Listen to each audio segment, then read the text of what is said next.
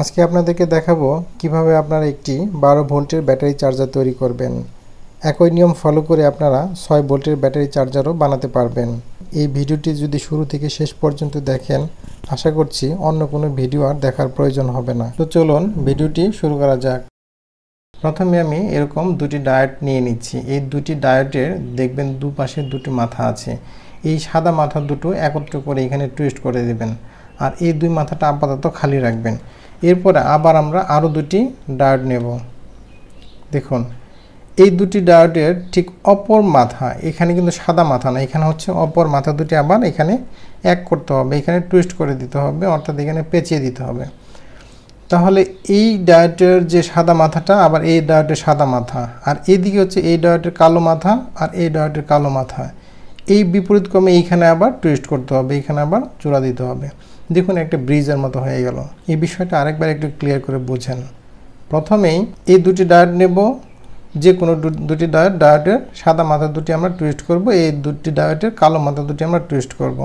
আমি একদম সহজ করে বোঝানোর চেষ্টা করছি। যারা বুঝেন তাদেরকে তো আর বোঝানোর কিছুই নাই, যারা না বোঝেন আমি শুধুমাত্র তাদের জন্যই ভিডিওটি বানাচ্ছি। তো দেখুন, আমাদের ডায়োডের সংযোগটা দেওয়া হয়েছে। এরপরে কাজ হচ্ছে আমাদের ট্রান্সফরমার নিয়ে আসতে হবে।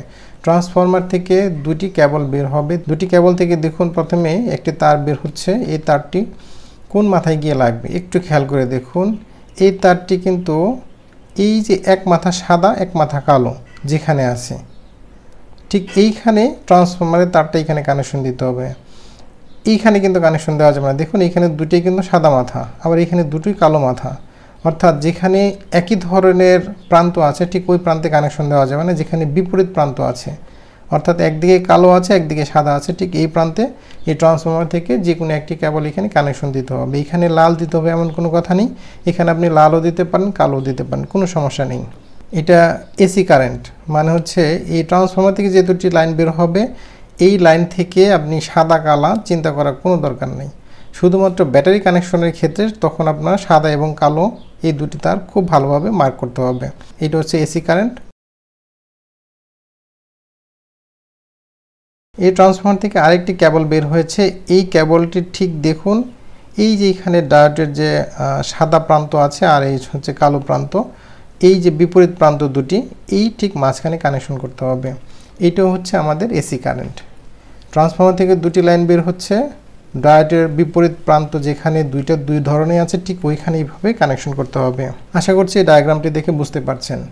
এখন দেখুন, এইখানে কিন্তু আরও দুটি প্রান্ত খালি আছে, এইখানে একটা প্রান্ত এইখানে একটা প্রান্ত। ডায়োডের একটা বিষয় আপনাদের মনে রাখতে হবে, এই কালো প্রান্ত দিয়ে বিদ্যুৎটা ঢুকতে পারে, কিন্তু এই সাদা প্রান্ত দিয়ে বিদ্যুৎ ঢুকতে পারে না। এই দিক দিয়ে যখন বিদ্যুৎ এখানে আসবে সে এই পথে চলে যাবে, সে কিন্তু এই পথে ঢুকবে না। এই বিষয়টি খেয়াল রাখবেন। ঠিক তেমনি এইখান থেকেও যদি বিদ্যুৎ ঢুকে সে কিন্তু এই পথে ঢুকবে, এই পথে যেতে পারবে না, অর্থাৎ সাদা প্রান্ত দিয়ে বিদ্যুৎ যেতে পারবে না। তাহলে এই এসি কারেন্ট যখন এই দিক দিয়ে বিদ্যুৎ আসবে, আসার পরে ঠিক এই সাদা প্রান্ত দিয়ে বের হবে। এদিক দিয়ে যদি বিদ্যুৎ আসে তাহলে এই কালো প্রান্ত দিয়ে ঢুকবে, এইখান দিয়ে বের হয়ে যাবে। আশা করছি এই বিষয়টি আপনারা বুঝতে পেরেছেন। এখন এখানে সবচেয়ে ইম্পর্টেন্ট ব্যাপার হচ্ছে, তাহলে এখানে পজিটিভ প্রান্ত কোনটা নেগেটিভ প্রান্ত কোনটা। যে দিক দিয়ে বিদ্যুৎটা বের হতে পারবে এইটাই হবে পজিটিভ প্রান্ত। এই বিষয়টা খেয়াল রাখবেন। আপনার ডায়োডের কোনটা পজিটিভ কোনটা নেগেটিভ সেটা কিন্তু আপনাদের এখন মাথায় নেওয়ার দরকার নাই। কোনটা ক্যাথোড কোনটা অ্যানোড এই বিষয়টি এখানে যদি আপনারা নিয়ে আসেন তাহলে কিন্তু গুলিয়ে ফেলবেন। আপনাদের শুধু মনে রাখতে হবে যে প্রান্ত দিয়ে বিদ্যুৎ বের হতে পারবে সেই প্রান্ত পজিটিভ হয়ে যাবে। দেখুন, আমি একটি ব্যাটারি নিলাম, এই ব্যাটারির মধ্যে একটি লাল প্রান্ত অর্থাৎ পজিটিভ প্রান্ত প্লাস, আরেকটি আছে মাইনাস। তো এই প্রান্তটি পজিটিভ। দেখুন, আমি এই পজিটিভ এখান থেকে মার্ক করে দিয়েছি। এসি কারেন্ট ঠিক এই পথে ঢুকবে, এই পথে ঢুকে এটা হচ্ছে একটা পজিটিভ প্রান্ত, আর এই ব্যাটারি এই প্রান্তটা হচ্ছে একটা নেগেটিভ প্রান্ত। এই অংশে কিন্তু এখন ডিসি হয়ে গেল। এই ডায়োড কিন্তু এসির থেকে ডিসি করছে, তাই না? শুধুমাত্র ডায়োড ট্রান্সফরমার দিয়ে এই এসি কারেন্টকে ডিসি করতেছে এই ডায়োডের মাধ্যমে। এই বিষয়টি কিন্তু আপনাদের মনে রাখতে হবে যে ডায়োডের এই প্রান্ত দিয়ে বিদ্যুৎ যখন পাস হবে, ঠিক এই যে সাদা দুটি প্রান্ত আছে ডায়োডের সাদা প্রান্ত দুটি, এই প্রান্ত দুটির মাথায় হচ্ছে পজিটিভ প্রান্ত। তো দেখুন, তাহলে নেগেটিভ প্রান্ত কোনটা হবে? ব্যাটারি থেকে আমরা এই নেগেটিভ প্রান্তটি বের করছি। এই বিদ্যুৎটা ঠিক এই পথে যাবে, ব্যাটারি হয়ে ফিরতি পথে আবার দেখুন এই পথে আবার ফেরত আসবে। দেখুন, এখানে কিন্তু এই পথে বিদ্যুৎটা ফেরত আসছে। আপনারা একটি বিষয় খেয়াল করে দেখুন, ট্রান্সফরমার থেকে বিদ্যুৎটা এই পথে যাবে, এসি কারেন্ট হবে, এসি কারেন্ট এই ডায়োডের মাধ্যমে এখানে ডিসি হলো, ডিসি থেকে ব্যাটারিতে যাবে, ব্যাটারি চার্জ করবে, আর ফিরতি পথে এই পথ দিয়ে আবার ফেরত আসবে। এই ডায়োডের যে অপর প্রান্ত এইখানে কিন্তু এটা ডিসি এবং এটা হচ্ছে নেগেটিভ প্রান্ত, এটা সবসময় নেগেটিভ হবে। এই বিষয়টা আপনাদের খেয়াল রাখতে হবে, খুবই আপনাদের এই জিনিসটা মনে রাখতে হবে। না হলে কিন্তু যখন আপনারা ক্যাপাসিটর কানেকশন করবেন, এলইডি কানেকশন করবেন, যদি এখানে পজিটিভ নেগেটিভ প্রান্ত আপনারা বুঝতে না পারেন তাহলে কিন্তু ক্যাপাসিটর পড়ে যাবে, ক্যাপাসিটর গরম হয়ে সাথে সাথে ব্রাস্ট হয়ে যাবে। সুতরাং আপনাদের এখানে পজিটিভ এবং নেগেটিভ কিন্তু খুব ভালোভাবে মার্ক করতে হবে এবং বুঝতে হবে। এখন দেখেন ট্রান্সফরমার থেকে ব্যাটারি চার্জ করার জন্য এই যে ডায়াগ্রামটা এইটাই এনাফ, এইটুকু বোঝাটাই যথেষ্ট। ঠিক এইভাবে কিন্তু আপনার ব্যাটারি চার্জ হবে, এখানে আর কিছুই দরকার হবে না। কিন্তু আমরা আমাদের প্রয়োজনে এই বিদ্যুৎটা যাচ্ছে কিনা, বিদ্যুৎ এখানে পাচ্ছি কিনা, এই বিষয়টা বোঝার জন্য আমরা কিন্তু এলইডি ব্যবহার করি, ইন্ডিকেটর ব্যবহার করি। তো এলইডি ইন্ডিকেটর আমরা লাগাবো কিভাবে সেটা আমি দেখিয়ে দিচ্ছি। আরেকটা জিনিস এখানে ব্যবহার করতে হয় সেটা হচ্ছে ক্যাপাসিটর। ক্যাপাসিটর ব্যবহার না করলেও কিন্তু ব্যাটারি চার্জ হবে, কিন্তু ব্যাটারি যথেষ্ট পরিমাণ শক্তি পাবে না। ব্যাটারিকে যথেষ্ট পরিমাণ শক্তি দেওয়ার জন্য আমাদের ক্যাপাসিটর ব্যবহার করতে হবে। তো প্রথমে আমরা এখন তাহলে কি করব, আমরা একটা ক্যাপাসিটর লাগাবো।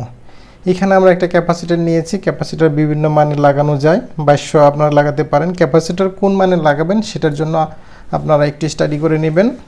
তো 12 ভোল্টের ব্যাটারি লাগানোর জন্য সাধারণত 2200 মাইক্রোফ্যারাডে ক্যাপাসিটর লাগালেই আপনাদের জন্য যথেষ্ট। তো ক্যাপাসিটরের কিন্তু দুটি প্রান্ত আছে, এই বিষয়টি আপনাদের খেয়াল রাখতে হবে। ক্যাপাসিটরে কিভাবে কানেকশন করবেন সেটা কিন্তু আপনাদের খুব ভালোভাবে মাথায় রাখতে হবে। ক্যাপাসিটরের গায়ে কিন্তু পজিটিভ এবং নেগেটিভ লেখা থাকে না। ক্যাপাসিটরের গায়ে কী লেখা থাকে দেখুন, এইখানে সাদা প্রান্ত আছে ক্যাপাসিটর, আর অপর প্রান্ত কিন্তু আর বাকি সব কিন্তু এখানে কালো, শুধু সাদা প্রান্ত আছে। যে প্রান্ত সাদা এই প্রান্ত ধরতে হবে হচ্ছে আপনার নেগেটিভ। যে প্রান্ত সাদা, আবার মনে রাখবেন, আবার একটু ভালো করে খেয়াল করুন, যে প্রান্ত এখানে সাদা ঠিক এই প্রান্তটা কিন্তু নেগেটিভ প্রান্ত, এই প্রান্ত। তাহলে আপনাদের কানেকশন করতে হবে কোনটা, এই কালো প্রান্তটা এই পজিটিভের সাথে কানেকশন করতে হবে। ক্যাপাসিটর যে মাথার লম্বা সেটাই পজিটিভ প্রান্ত, তাহলে ক্যাপাসিটরের পজিটিভ প্রান্ত পজিটিভ প্রান্তে লাগাবেন। আর নেগেটিভ প্রান্ত যেটা আছে দেখুন, এই নেগেটিভ প্রান্তটা আপনারা একদম এই নেগেটিভের সাথে লাগাবেন। তাহলে আমাদের ক্যাপাসিটর কানেকশন করা হয়ে গেল। এরপর আমরা একটা ইন্ডিকেটর কানেকশন করব। দেখুন ইন্ডিকেটর কানেকশন করা কিন্তু ম্যান্ডেটরি না, আপনার ইচ্ছাগুলো করতে পারেন, নাও করতে পারেন। যেহেতু আমরা একটা চার্জার বানাবো, চার্জ হচ্ছে কি না এই বিষয়টা বোঝার জন্য আমাদের অবশ্যই একটা ইন্ডিকেটর লাগানো উচিত। এরপর এলইডি ইন্ডিকেটর লাগানোর জন্য একটি রেজিস্টর লাগবে। এটা হচ্ছে 1 কিলো ওহমের একটি রেজিস্টর। এই রেজিস্টরের এক প্রান্ত পজিটিভ প্রান্তের সাথে লাগাতে হবে। এরপর হচ্ছে আপনারা একটা ইন্ডিকেটর লাগাবেন, এলইডি ইন্ডিকেটর। এলইডি ইন্ডিকেটরে যেটা হচ্ছে পজিটিভ প্রান্ত সেটা অনেক লম্বা থাকবে, লম্বা মাথার সাথে আমরা এই ডায়োডের কানেকশনটা দিয়ে দিচ্ছি, যেহেতু এটা পজিটিভ প্রান্ত। আর এই নেগেটিভ প্রান্তটা আমরা নেগেটিভ কানেকশনের সাথে ঠিক এইভাবে আমরা দিয়ে দেব। আপনারা একটু ভালো করে খেয়াল করে দেখুন কিভাবে আমাদের এই কানেকশনটা হয়েছে। তো এলইডি কানেকশন করা শেষ। এলইডি পজিটিভ প্রান্তের সাথে আমরা এই এলইডি পজিটিভ প্রান্ত লাগিয়েছি, আর নেগেটিভ প্রান্তের সাথে আমরা একদম এইখানে দেখুন ডায়োডের নেগেটিভ প্রান্তে লাগিয়েছি। আমাদের কিন্তু কানেকশন কমপ্লিট।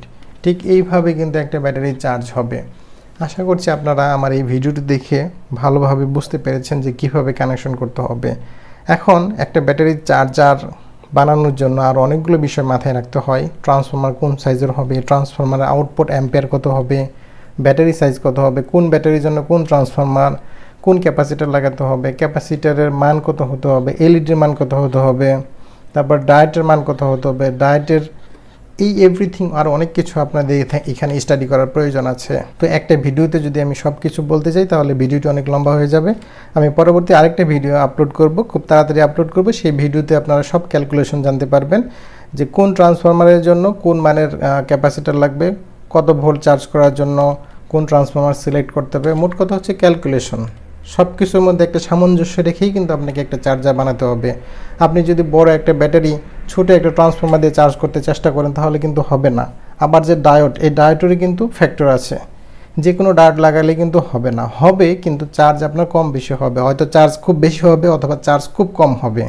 এখন এই চার্জ করার কিন্তু একটা নির্দিষ্ট ফর্মুলা আছে যে কত আপনার ভোল্টে চার্জ করতে পারবেন, কত অ্যাম্পিয়ারে চার্জ করতে পারবেন। আপনি যদি বেশি অ্যাম্পিয়ার দিয়ে চার্জ করেন তাহলে কিন্তু ব্যাটারির আয়ুষ্কাল কমে যাবে, ব্যাটারি কিন্তু অল্প দিনে নষ্ট হয়ে যাবে। সুতরাং একটা ব্যাটারি চার্জার বানানোর জন্য অনেক স্টাডির প্রয়োজন আছে, সেই স্টাডি নিয়ে আমি আরেকটা ভিডিও বানাবো। আশা করছি আমার এই চ্যানেলটি আপনারা সাবস্ক্রাইব করে দিবেন। সবাই ভালো থাকবেন। আসসালামু আলাইকুম।